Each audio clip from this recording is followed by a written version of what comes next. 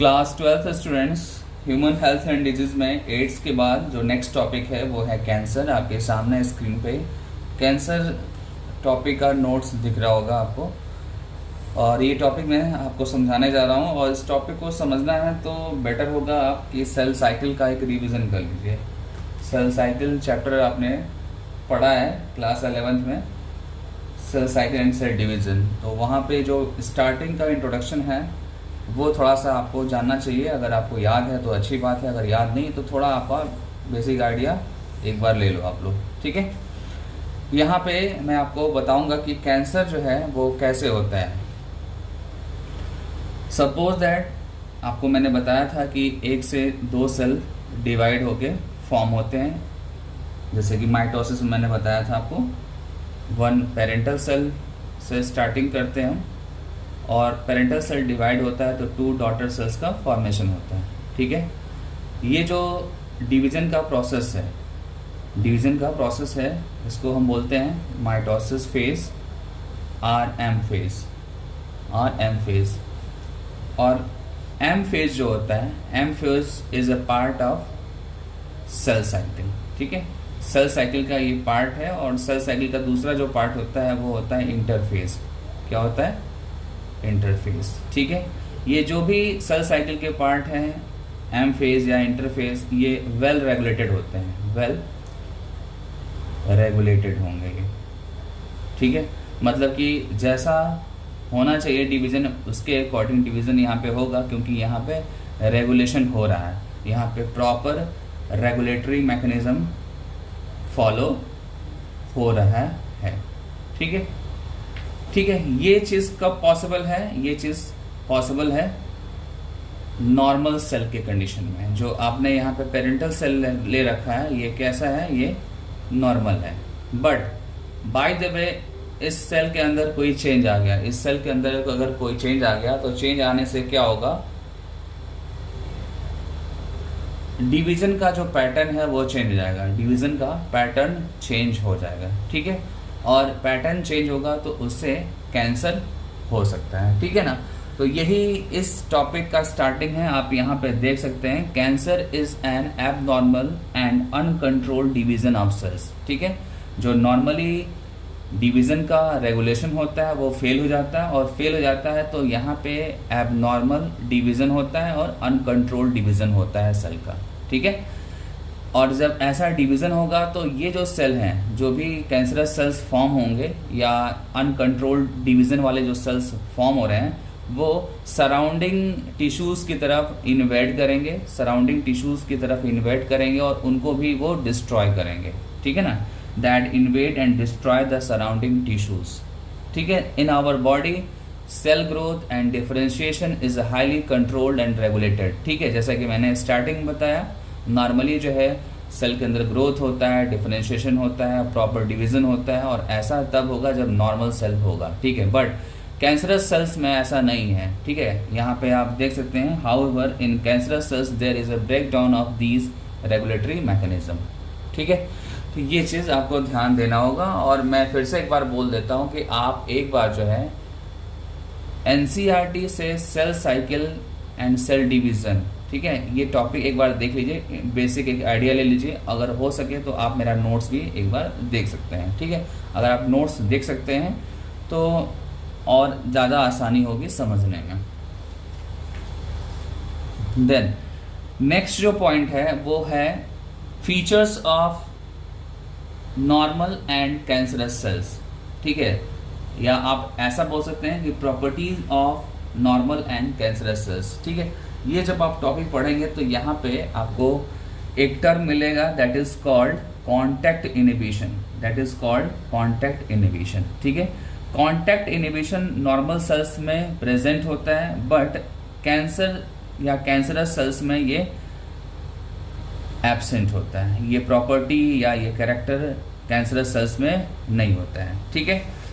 Suppose that एक example लेते हैं हम लोग। यहाँ पे मैं एक सेल ले लिया, और ये सेल डिवाइड हो रहा है, और डिवाइड होने के बाद एक वेल रेगुलेटेड मैनर में ये अपने नेबर सेल्स के साथ अटैच हो रहा है, ये वेल रेगुलेटेड मैनर में अटैच हो रहा है, ठीक है। तो अगर ऐसा हो रहा है कि यहाँ पे प्रॉपर एक पैटर्न में सेल्स इंटरेक्ट हो रहे हैं अपने सराउंडिंग सेल से, तो ये प्रॉपर्टी जो होगी ये नॉर्मल सेल की प्रॉपर्टी होगी, ठीक है। और यहाँ पे प्रॉपर कांटेक्ट है सराउंडिंग सेल से, प्रॉपर कांटेक्ट है नेबर सेल से। तो इस टाइप का अगर प्रॉपर्टी है नॉर्मल सेल्स के अंदर, तो इसको बोलेंगे कांटेक्ट इनहिबिशन। क्या बोलेंगे? Contact inhibition. आप देख सकते हैं यहाँ पे normal cells show a property called contact inhibition by virtue of which contact with the other cells inhibit their uncontrolled growth. ठीक है, यहाँ पे ये जो लाइन है ये थोड़ा सा यूनिक है, इसको फोकस करिए। लाइन ये डिफाइन कर रहा है कि जब ये कांटेक्ट करते हैं, ठीक है, जब ये कांटेक्ट करते हैं तो अनकंट्रोल्ड ग्रोथ को इनहिबिट करते हैं, अनकंट्रोल्ड ग्रोथ को इनहिबिट करते हैं। ठीक है, जैसे आपने यहाँ डायग्राम बना रखा है कि ऐसे सेल अरेंज है, ठीक है। तो ये जो अरेंज होने का जो पैटर्न है ये अनकंट्रोल्ड डिवीजन को इनहिबिट करता है, अनकंट्रोल्ड डिवीजन को इनहिबिट करता है। दैट्स वाई हम इस टाइप के कांटेक्ट को क्या बोलते हैं? कांटेक्ट इनहिबिशन बोलते हैं। और ये प्रॉपर्टी नॉर्मल सेल्स में है, बट कैंसरस सेल्स में ये प्रॉपर्टी लॉस हो जाती है। आप यहाँ पे देख सकते हैं cancer cells appear to have lost this property, ठीक है। और जब आप ऊपर वाली लाइन पढ़ रहे थे तो यहाँ पे मेंशन था normal cells show a property called contact inhibition by virtue of which contact with other cells inhibit their uncontrolled growth. Uncontrolled growth को इनहिबिट करेगा जब नॉर्मल सेल्स रहेगा, और उनका जो अटैचमेंट है सराउंडिंग सेल से वो कुछ ऐसा होगा कि वो अनकंट्रोल्ड ग्रोथ को इनहिबिट करेगा। और इस टाइप के कांटेक्ट को नॉर्मल सेल के अंदर हम बोलते हैं कांटेक्ट इनहिबिशन, ठीक है। और कांटेक्ट इनहिबिशन प्रॉपर्टी जो है वो कैंसर सेल्स में लॉस हो जाती है, ठीक है। एक बार देखते हैं यहाँ पे, as a result of this cancerous cells just continue to divide giving rise to masses of cells called tumours. मतलब कि जब कैंसरस सेल्स डिवाइड होते हैं और एक ग्रुप बना लेते हैं सेल का, एक मास बना लेते हैं सेल का, तो उसको बोलते हैं ट्यूमर। और ट्यूमर की यहाँ दो कैटेगरी हैं, ठीक है। फर्स्ट जो कैटेगरी है वो है बेनाइन ट्यूमर, और सेकंड कैटेगरी क्या है? मैलिग्नेंट ट्यूमर, ठीक है। बेनाइन ट्यूमर में क्या है कि जो उसकी लोकेशन होगी वो कांस्टेंट होगी, वो जो भी सेल डिवाइड हो रहा है वो स्प्रेड नहीं करेगा, वो अपनी पोजीशन को वहीं पे कांस्टेंट रखेगा, ठीक है ना। बट जब मैलिग्नेंट ट्यूमर्स की बात होगी, तो वहां पे क्या है कि सेल डिवाइड किया, नंबर इंक्रीज हो गए, और देन ये अपनी पोजीशन को चेंज कर दिया, अपनी पोजीशन को ये चेंज कर दिया, मतलब कि ये स्प्रेड हो गया, ठीक है। दैट मीन्स कि ये स्प्रेड हो गया, और जब स्प्रेड हो जाएगा तो उसको हम क्या बोलेंगे? मैलिग्नेंट बोलेंगे। क्या बोलेंगे? मैलिग्नेंट, ठीक है। और आपको बता दूं कि स्प्रेड होने को हम एक अच्छे टर्म से डिस्कस करते हैं, एक यूनिक टर्म है, दैट इज कॉल्ड मेटास्टैटिस, ठीक है। अगर कोई भी कैंसरस सेल्स डिवाइड हो रहा है और पोजीशन चेंज कर रहा है, दैट मीन्स कि वो स्प्रेड हो जा रहा है, और स्प्रेड अगर हो रहा है तो उसको हम टेक्निकली क्या बोलेंगे? मेटास्टैटिस बोलेंगे, ठीक है। ध्यान देना, मेटास्टैटिस एक सेपरेट टर्म है, मैलिग्नेंट ट्यूमर एक सेपरेट टर्म है, बेनाइन ट्यूमर एक सेपरेट टर्म है, ठीक है। एक बार इन तीनों को मैं रिपीट कर देता हूं। मैंने ये बताया कि जब सेल जो है अनकंट्रोल्ड अनरेगुलेटेड डिवीजन करेंगे तो मास ऑफ सेल बनाएंगे, और वो अपनी पोजीशन को अगर फिक्स रखते हैं तो ऐसे ट्यूमर को हम क्या बोलेंगे? बेनाइन ट्यूमर बोलेंगे। बट जब ये अपनी पोजीशन चेंज करेगा, ये स्प्रेड हो जाएगा, तो इस टाइप के ट्यूमर को हम क्या बोलते हैं? मैलिग्नेंट ट्यूमर बोलते हैं। क्या बोलेंगे? मैलिग्नेंट ट्यूमर, ठीक है।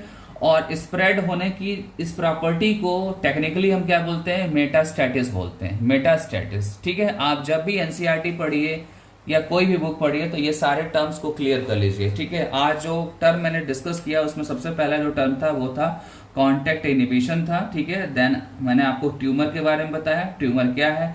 तो मैं आपको बता दूं कि कोई भी कैंसरस सेल्स है वो कंटिन्यूअस डिवाइड कर रहा है, तो मास ऑफ सेल्स बना रहे हैं, और मास ऑफ सेल्स जो है उनको क्या बोलेंगे? हम ट्यूमर बोलेंगे। और ट्यूमर का फर्दर दो टाइप है, बेनाइन ट्यूमर और मैलिग्नेंट ट्यूमर। अगर पोजीशन कांस्टेंट है तो वो होगा बेनाइन ट्यूमर, अगर पोजीशन चेंज कर रहा है तो वो है आपका मैलिग्नेंट ट्यूमर। और उसमें दैट मीन्स कि मैलिग्नेंट ट्यूमर्स में जो सेल होंगे, ठीक है ना, जो सेल होंगे उनको आप क्या बोलेंगे, neoplastic cell or tumour cells. आप यहाँ पे देख सकते हैं malignant tumours are a mass of proliferating cells called neoplastic or tumor cells. These cells grow very rapidly, invading and damaging the surrounding normal tissues.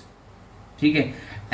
Malignant tumour में last जो line है वो है as these cells actively divide and grow they also starve the normal cells by competing for vital nutrients. ठीक है, ये जो line है इसमें आपको ध्यान देना है कि इसमें ये बता रहा है कि सपोज दैट आपका ये कैंसरस सेल्स है, ये क्या है, कैंसरस सेल्स है, और ये आपका क्या है, नॉर्मल सेल है।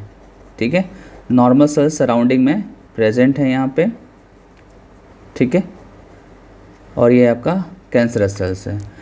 तो जब न्यूट्रिएंट्स मिलेगा तो न्यूट्रिएंट्स ज़्यादा कौन गेन करेगा, गेन करेगा कैंसरस सेल्स। ठीक है, ये जो सेंटर में है ये कैंसरस सेल्स है और इनको ज़्यादा न्यूट्रिएंट्स मिलेगा, बट सराउंडिंग जो नॉर्मल सेल्स है इनको न्यूट्रिएंट्स कंपैरेटिवली कम मिलेगा। ठीक है, इनको डिफिशियंसी हो जाएगी न्यूट्रिएंट्स की, क्योंकि हमेशा कैंसरस सेल्स जो है वो डिवाइड करता है, वो डिवाइड करेगा तो उसको न्यूट्रिएंट्स की रिक्वायरमेंट होगी, तो ज़्यादातर न्यूट्रिएंट्स जो है वो ले लेगा। ठीक है ना, नॉर्मल सेल्स के जो प्रोवाइड हो रहा था न्यूट्रिएंट्स वहाँ से भी वो ले लेगा, और देन नॉर्मल सेल्स को न्यूट्रिएंट्स की डिफिशियंसी हो जाएगी। और ये चीज़ कहाँ पे है, ये मैलिग्नेंट ट्यूमर में डिस्कस है। ठीक है ना, इवन बेनाइन ट्यूमर की भी सेम प्रॉपर्टी है। बट नेक्स्ट लाइन देखते हैं, ये मेटास्टेटिस से रिलेटेड है। यहाँ पे मेंशन है cells sloughed from such tumours reach distinct site through blood and wherever they get loaded in the body they start a new tumor there. This property called metastasis. मतलब अगर यहाँ पे आपके कैंसरस सेल्स है और यहाँ पे ब्लड की सप्लाई है, तो ये ब्लड की सप्लाई जहाँ पे भी जाएगी सराउंडिंग में, तो वहाँ पे दूसरे प्लेस पे कैंसर हो सकता है। ठीक है, दूसरे प्लेस पे कैंसर हो सकता है, और ये प्रॉपर्टी जो है, इसी प्रॉपर्टी को हम क्या बोलते हैं, मेटास्टेटिस बोलते हैं। क्या बोलते हैं इसको, मेटास्टेटिस। ठीक है, तो ध्यान देना होगा, ये यहाँ पे मेंशन है।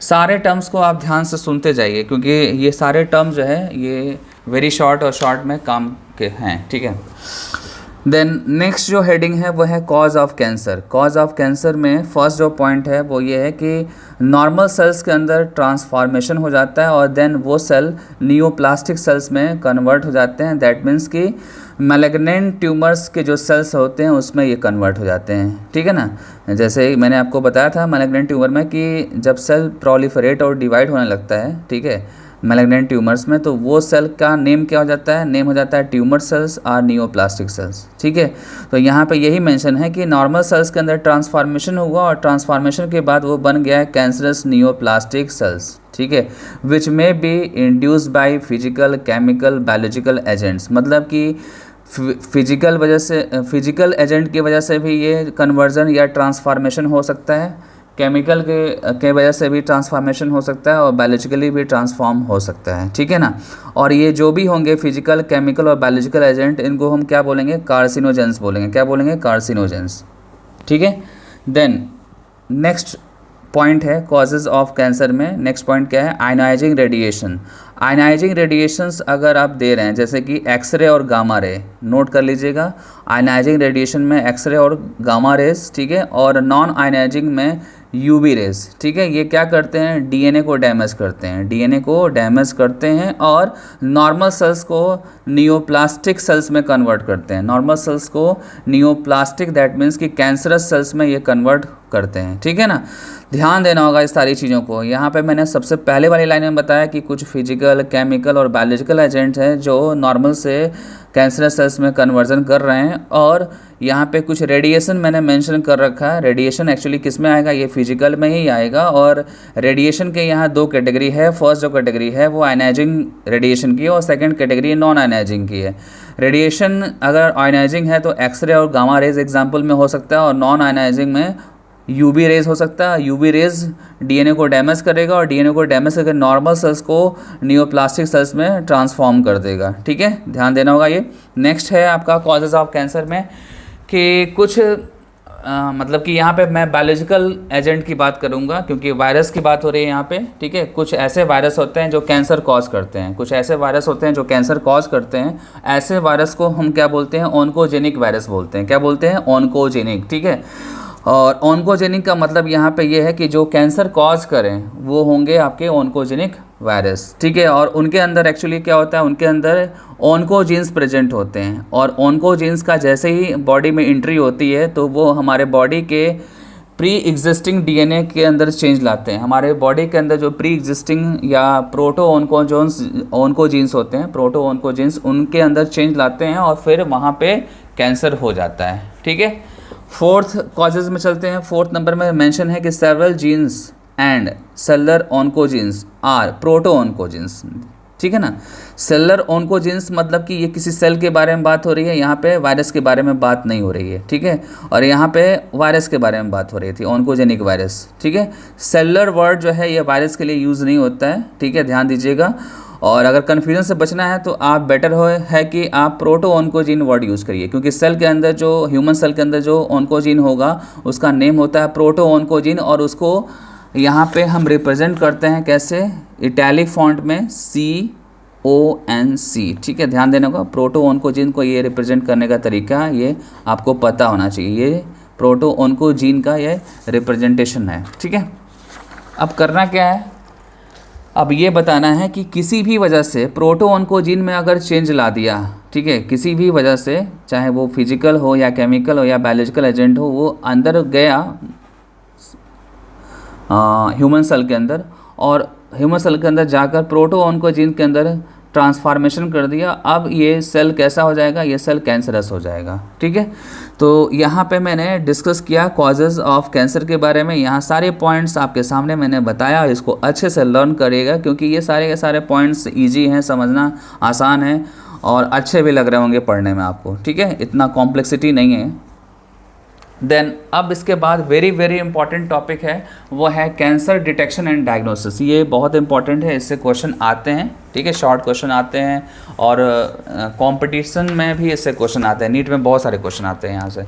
आप यहाँ पे देख सकते हैं कि यहाँ पे कैंसर की डिटेक्शन की बात हो रही है। आपको पता है कि जब कैंसर होता है तो डिटेक्शन करना होता है, क्योंकि हमारे बॉडी में बहुत सारे शुरू हो जाते हैं, और जब सिम्टम्स बहुत सारे आना शुरू हो जाते हैं तो हम क्या करते हैं, हम डॉक्टर के पास जाते हैं। डॉक्टर जो है देन हमको टेस्ट के लिए बोलता है, डिफरेंट टाइप के टेस्ट या डायग्नोसिस के लिए बोलता है। और यहाँ पे डायग्नोसिस जो डिस्कस किया गया है फर्स्ट लाइन में जो मेंशन है वो है बायोप्सी, ठीक है। बायोप्सी मोस्ट पॉपुलर नेम है डायग्नोसिस में। और देन है आपका हिस्टोपैथोलॉजिकल स्टडीज़, ये दो स्टडी, ठीक है, करेंगे और फिर उससे डायग्नोसिस होगा। जो फर्स्ट पार्ट है बायोप्सी, इसमें एक्चुअली क्या करते हैं, हम किसी टिश्यू को ले लेते हैं। टिश्यू मीन्स कि सपोज दैट हमारे लंग्स में कैंसर हो गया, ठीक है, लंग्स में कैंसर हो गया तो लंग्स से हम क्या निकालेंगे, कुछ टिश्यू निकालेंगे, ठीक है, और इसको प्रिपेयर करेंगे माइक्रोस्कोपिक एग्जामिनेशन के लिए। इस टिश्यू को प्रिपेयर करेंगे। टिश्यू को प्रिपेयर करने का तरीका क्या है कि बहुत सारे हम स्टेनिंग करेंगे, ठीक है, और स्टेनिंग करने के बाद से हम स्लाइड प्रिपरेशन करते हैं। क्या करते हैं, स्लाइड प्रिपरेशन, और स्लाइड प्रिपरेशन के बाद हम माइक्रोस्कोपिक एग्जामिनेशन करेंगे, ठीक है। यहाँ पे जब स्लाइड प्रिपरेशन करते हैं तो उस वहाँ तक के स्टेप को आप क्या बोलते हैं, बायोप्सी बोलते हैं। और जैसे ही स्लाइड प्रिपेयर हो जाता है, सेक्शन आप कट कर लेते हैं, ठीक है। जैसे सपोज दैट आपने कोई टिश्यू निकाला और टिश्यू को आपने क्या किया, वैक्स लगा के उसको सॉलिडिफाई कर दिया। टिश्यू को वैक्स लगा के सॉलिडिफाई कर दिया और उसका सेक्शन कट कर दिया, उसका सेक्शन आपने कट किया। जब सेक्शन कट किया तो वो एक लेयर के फॉर्म में बन जाएगा। अब उस लेयर को आप लेंगे और उसमें आप डाई, केमिकल्स या स्टेनिंग करेंगे। स्टेनिंग करने के बाद उसको माइक्रोस्कोप पे ऑब्जर्व करने की कोशिश करेंगे, ठीक है। जो यहाँ पे हम लोगों ने टिश्यू का प्रिपरेशन किया वैक्स के हेल्प से या कटिंग किया माइक्रोटोम से, ठीक है। माइक्रोटोम एक इंस्ट्रूमेंट है जिससे हम टिश्यूज़ का फाइन सेक्शन प्रिपेयर करते हैं, टिश्यू का फाइन सेक्शन प्रिपेयर करते हैं। जब फाइन सेक्शन फॉर्म हो जाता है उसके बाद से हम स्टेनिंग करते हैं। स्टेनिंग करने के बाद हम माइक्रोस्कोपिक एग्जामिनेशन करते हैं। माइक्रोस्कोपिक एग्जामिनेशन को यहाँ पे क्या बोला गया है, यहाँ पे बोला गया है हिस्टोपैथोलॉजिकल स्टडी। क्या बोला गया है, हिस्टोपैथोलॉजिकल स्टडी। आप एक बार देखो यहाँ पे जो मैंने बताया है in biopsy pieces of the suspected tissue, ठीक है, जो भी सस्पेक्टेड टिश्यू है, हमारा सस्पेक्टेड टिश्यू क्या था, लंग्स में था, ठीक है ना, लंग्स का था वो tissue, cut into thin sections is stained and examine under microscope, ठीक है, histopathological studies by a pathologist, ठीक है, ये जो भी सेक्शन कट करेगा या स्टेन करेगा या माइक्रोस्कोपिक एग्जामिनेशन करेगा वो एक पैथोलॉजिस्ट करेगा। और ध्यान ये देना है कि जब माइक्रोस्कोप से स्टडी करेंगे तो उसी को हम क्या बोलते हैं, हिस्टोपैथोलॉजिकल स्टडी बोलते हैं। ये नीट में आया हुआ क्वेश्चन है, ठीक है, जैसे ही माइक्रोस्कोप से स्टडी किया तो उसको क्या बोलेंगे, हिस्टोपैथोलॉजिकल स्टडी। और हिस्टो का मीनिंग होता है टिश्यू, हिस्टो का मीनिंग क्या होता है, टिश्यू, और टिश्यू को यहाँ पे हम पैथोलॉजी में स्टडी कर रहे हैं, इसलिए इसका नेम क्या है, हिस्टोपैथोलॉजिकल स्टडीज़, ठीक है। अब इसके बाद से नेक्स्ट जो है वो वेरी वेरी इंपॉर्टेंट वो भी है, वो भी नीट में आया हुआ है। नेक्स्ट है आपका रेडियोग्राफी। क्या है, रेडियोग्राफी। रेडियोग्राफी में जो रेज यूज़ करते हैं वो है एक्सरे, नोट कर लेना क्या यूज़ करते हैं, एक्सरे, ठीक है। देन सीटी मीन्स कंप्यूटेड टोमोग्राफी, और देन एमआरआई। एमआरआई का फुल फॉर्म है मैग्नेटिक रेजोनेंस इमेजिंग, ठीक है। MRI most popular diagnosis tool है जो आजकल बड़ा फेमस है, जो आजकल बड़ा फेमस है। इसका फुल फॉर्म आपको पता होना चाहिए, कभी कभी फुल फॉर्म में ही क्वेश्चन पूछ लेता है, कभी कभी फुल फॉर्म से ही क्वेश्चन पूछ लेता है, तो इसका फुल फॉर्म पता होना चाहिए। इवन सीटी का भी फुल फॉर्म पता होना चाहिए। और यहाँ पे ध्यान देना है कि आप जब रेडियोग्राफी करेंगे या सीटी करेंगे या एमआरआई करेंगे, उसमें आपको करना क्या है, आपको जो है इंटरनल ऑर्गन्स, ठीक है, इंटरनल ऑर्गन्स और विसरल ऑर्गन्स का कैंसर डिटेक्शन करना है, ठीक है। जो भी रेडियोग्राफी या सीटी है या एमआरआई है, ये क्या करता है, इंटरनल ऑर्गन के अंदर जो कैंसर है उसको डिटेक्ट करता है, ठीक है। अब थोड़ा सा और ध्यान देना है कि यहाँ पे सीटी क्या करेगा, ठीक है। सीटी 3 डायमेंशन इमेजिंग के लिए होता है, मतलब अगर किसी भी टिश्यू का 3 डायमेंशन व्यू अगर देखना है तो उसके लिए हम क्या यूज़ करते हैं, कंप्यूटर टोमोग्राफी यूज़ करते हैं। और कंप्यूटर टोमोग्राफी में एक्सरे यूज़ करते हैं, ठीक है। क्या यूज़ करेंगे, एक्सरे यूज़ करेंगे, ठीक है। एक बार फिर से रिपीट कर देता हूँ, कंप्यूटर टोमोग्राफी में हम एक्सरे यूज़ करते हैं और इससे हम एक्चुअली में सेल का या किसी भी टिश्यू का 3 डायमेंशन इमेजिंग करते हैं, ठीक है। नेक्स्ट देखिए आप, ठीक है, next is very very important. Next क्या है आपका एमआरआई। एमआरआई में हम क्या यूज़ करेंगे, स्ट्रॉन्ग मैग्नेटिक फील्ड यूज़ करेंगे, ठीक है। क्या यूज़ करेंगे, स्ट्रॉन्ग मैग्नेटिक फील्ड यहाँ पे यूज़ करेंगे, ठीक है। जैसे कि कंप्यूटर टोमोग्राफी में एक्सरे यूज़ किया था, बट यहाँ पे हम स्ट्रॉन्ग मैग्नेटिक फील्ड यूज़ करेंगे, as well as non ionizing radiation भी यूज़ करेंगे, ठीक है। नॉन आयनाइजिंग रेडिएशन ये आपको लर्न करना है। MRI uses strong magnetic field, ठीक है, मैग्नेटिक फील्ड यूज़ किया, और रेडिएशन में क्या यूज़ किया, नॉन आयनाइजिंग रेडिएशन यूज़ किया, और इससे आप एक्यूरेटली डिटेक्ट कर पाएंगे किसी भी टिश्यू के अंदर कैंसर को, ठीक है। और ये कैसे पॉसिबल होगा, आप जब नॉन आयनाइजिंग रेडिएशन देंगे उस टिश्यू को तो उससे आप पैथोलॉजिकल और फिजियोलॉजिकल चेंजेस को ऑब्जर्व कर सकते हैं, ठीक है ना। पैथोलॉजिकल और फिजियोलॉजिकल चेंजेस को आप ऑब्जर्व करके बता सकते हैं कि यहाँ पे कैंसर है या नहीं है, ठीक है। तो जितने भी मैंने यहाँ पे डायग्नोसिस में अभी तक नेम बताया उसको अच्छे से आपको लर्न करना है। और लास्ट लाइन है उसको भी देख लीजिए। लास्ट लाइन में ये बोल रहा है कि यहाँ पे डिटेक्शन के लिए एंटीबॉडीज़ भी कभी कभी हम यूज़ करते हैं, ठीक है ना। कैंसर को डिटेक्ट करने के लिए हम एंटीबॉडीज़ का यूज़ करते हैं, ये भी आपको लर्न करना है, ये भी इम्पॉर्टेंट है, वेरी वेरी इंपॉर्टेंट है। एक बार देखिए, antibodies against cancer specific antigens are also use to detection of certain cancer, ठीक है। देन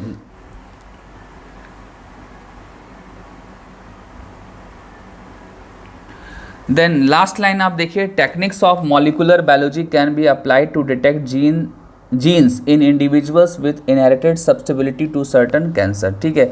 मतलब यहाँ पे हम मॉलिकुलर बायोलॉजी के कुछ टूल्स अप्लाई करेंगे और कैंसरस सेल्स के अंदर जो जीन है उसका डिटेक्शन करेंगे, उसकी सेंसिटिविटी, उसकी सब्सटेबिलिटी हम चेक करके ये बताएंगे कि इसके अंदर चेंज हुआ है तो क्या चेंज हुआ है, ठीक है ना।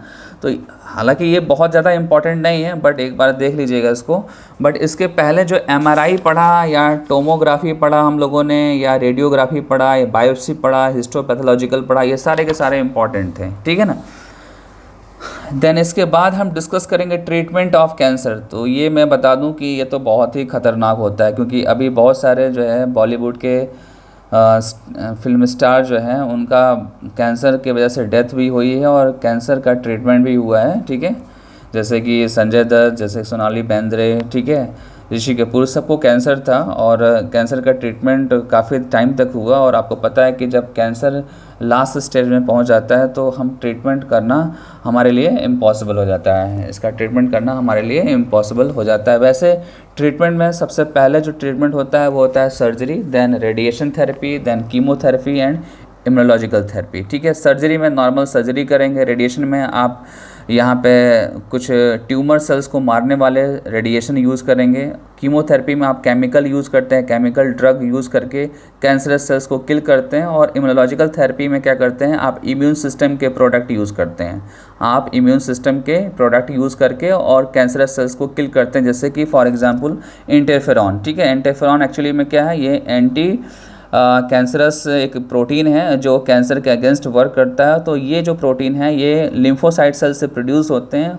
और लिम्फोसाइट सेल से प्रोड्यूस होने के बाद से ये कैंसरस सेल्स के बचाने के लिए हेल्प करते हैं। तो हम क्या करते हैं, इनको हम लेबोरेटरी में पहले प्रिपेयर कर लेते हैं, ठीक है। अल्फ़ा इंटरफेरॉन को लेबोरेटरी में हम प्रिपेयर कर लेते हैं, और जब भी हमको ट्रीटमेंट करना होता है तो ये हम यूज़ करते हैं, ठीक है, ये हम यूज़ करते हैं। और जब अल्फ़ा इंटरफेरॉन यूज़ करेंगे दैट मीन्स कि हमारा इम्यून सिस्टम यूज़ होगा, और इस टाइप के ट्रीटमेंट को हम क्या बोलेंगे, इम्यूनोथेरेपी बोलेंगे। क्या बोलेंगे, इम्यूनोथेरेपी, ठीक है। वेयर एज जब आप कीमोथेरेपेटिक ड्रग यूज़ करते हैं तो वहाँ पे हम क्या बोलते हैं, कीमोथेरेपी, क्योंकि वो जो एक केमिकल ड्रग है और उस केमिकल ड्रग से हम क्या कर रहे हैं, कैंसर सेल्स को किल कर रहे हैं। लेकिन मैं आपको बता दूं कि कीमोथेरेपिक ड्रग जो भी हम लेते हैं ये हमारे बॉडी में बहुत सारे साइड इफ़ेक्ट लाता है, जैसे कि हेयर लॉस हो जाता है, एनीमिया हो जाता है, ठीक है। मोस्टली मैंने देखा है कि कीमोथेरेपेटिक जब ड्रग लेते हैं तो हमारे बॉडी में बहुत सारे चेंजेस आते हैं, और मोस्टली केसेस में डेथ हो जाती है, क्योंकि हमारे बॉडी में ये बहुत सारे साइड इफ़ेक्ट लाता है, और साइड इफ़ेक्ट से हमारे बॉडी में चेंज आता है, और चेंज आता है तो फिर डेथ हो जाती है, ठीक है ना। तो फाइनली मैं यहाँ पे ट्रीटमेंट ऑफ कैंसर डिस्कस कर लिया, जिसमें आपको नेम लर्न करना है। और एक लाइन और मैं बता देता हूँ कि जब ट्रीटमेंट होता है तो कभी कभी ऐसा भी होता है कि सारे के सारे ट्रीटमेंट के मेथड एक साथ अप्लाई करते हैं एक टाइम का। मीनिंग यहाँ पे जैसे कि आज सर्जरी हुआ और 1 मंथ के बाद रेडिएशन थेरेपी हुआ, और देन उसके बाद से कुछ टाइम के बाद कीमोथेरेपी हुआ, ऐसे करते हैं, ठीक है ना।